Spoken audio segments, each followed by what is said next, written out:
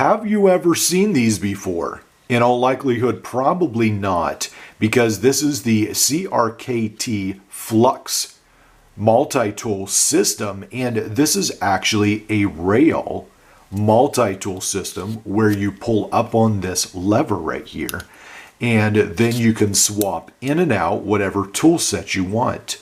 On the rail system, you can get this rail system either a single rail system or a double rail system like this is.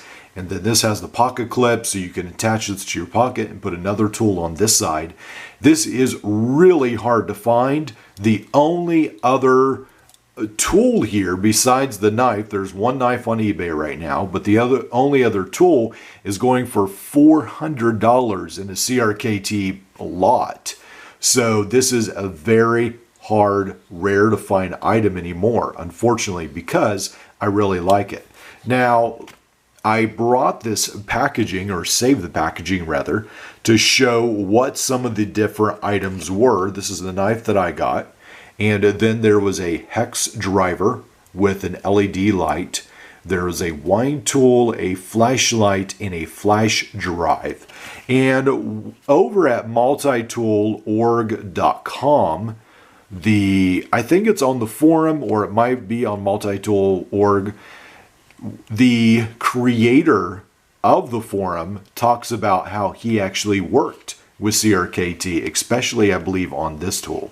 So a really interesting article, and I'd encourage you to go over there and read that.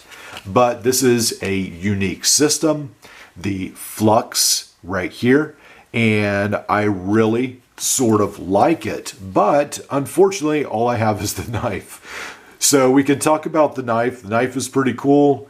I like how it has the opening right here for the blade. That is pretty easy to use. I really like this rail system as well to some extent. It's not the easiest to use, but I mean, it's pretty easy. I think you probably need to use both hands, but other than that, it's a pretty cool system.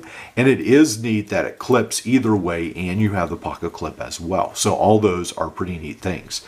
Now, having said that, why do modular multi-systems fail? Why is this not still made? Why was this not a success? Because it has disappeared completely. Why wasn't this a marketing success? Well, I think one of the reasons is because when you go modular, what happens is a lot of times the individual tools become a lot thicker, they become a lot chunkier, and unfortunately, it's nice to swap tools, but a lot of times quality gets compromised in the process because some people try to crank out these tools. They've spent so many years perhaps in design. This is the Quirky right here. It was sold on Amazon until just a couple months ago. It has also disappeared.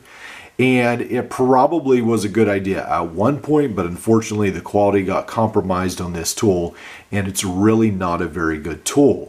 But I could definitely see some potential with being able to swap items in and out. Here you have a whole bunch of individual tools, and then a mirror right here. You've got, this is tweezers and all kinds of different stuff that fits in here.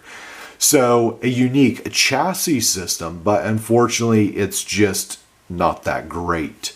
Now, on the other hand, we have the Roxxon Phantom, which seems to be almost sold out most of the time. So it does seem to be a success. A lot of times we don't see the numbers, but it does seem like this is something that definitely sells a lot more.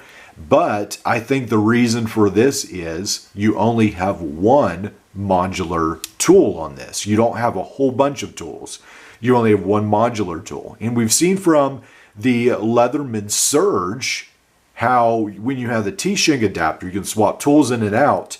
The market accepts that one tool rule. But when you get more than one tool, 2, 3, when you get a bunch of tools that you can swap in and out, they don't seem to go over very well at all. So I think that's something multi-tool makers definitely need to take into account. A lot of times startups, you'll find them on Kickstarter and There's the Windler or Windler tools right now that they're magnetic and they attach together. I'm probably not pronouncing the name right, but you probably know what I mean. They magnetically attach.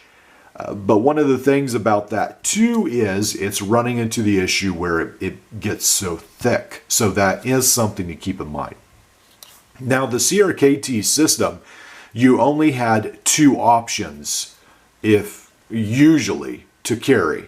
So right here, you can carry a knife, you could carry a screwdriver with a light, carry a knife, carry just the flashlight as the other one, or a flash drive. And for some people, they would like that, but I think for a lot of people, it was perhaps that not having pliers on hand and having to keep track of these individual parts. It seems like, as a whole, the general public is not a fan of that. So it's sort of unfortunate, but modular multi-tools face a very steep uphill climb when it comes to marketing. So again, if you go with the one tool like the Roxxon, I think they're playing it pretty safe. So I think they'll be okay. But the GOAT multi-tool will be interesting to see how that fares, because that has every tool is essentially modular, and I'm still waiting on mine.